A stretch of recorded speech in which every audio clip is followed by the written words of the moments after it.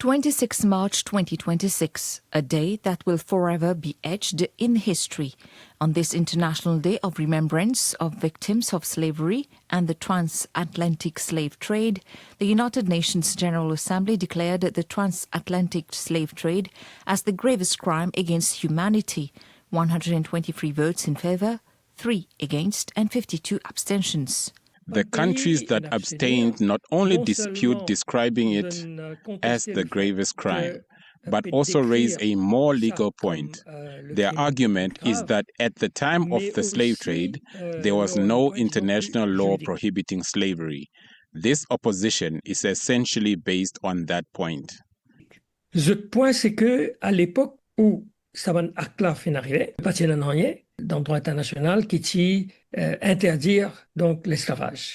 Yet, the reality remains, and the resolution has reignited debate, particularly in Africa, on the memory of slavery and its lasting impacts. Today, the concept of reparative justice is gaining ground. Beyond the financial aspect, it is also about memory, recognition, and transmission. Who is responsible for delivering justice in this case? On the one hand, many countries have benefited. They have secured their place in the world largely thanks to forced labor.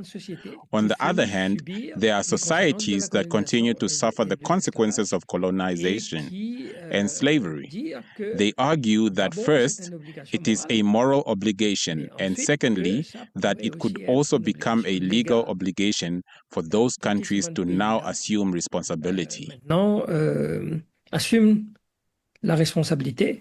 Mauritius, which supported the motion led by Ghana, is already part of this process.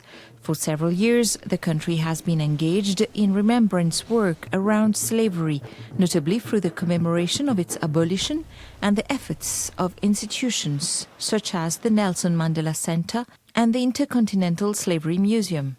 The work we are doing is about memorial reparation, that is highlighting the contribution of enslaved people to the building of Mauritius. It also involves producing a report with a number of recommendations.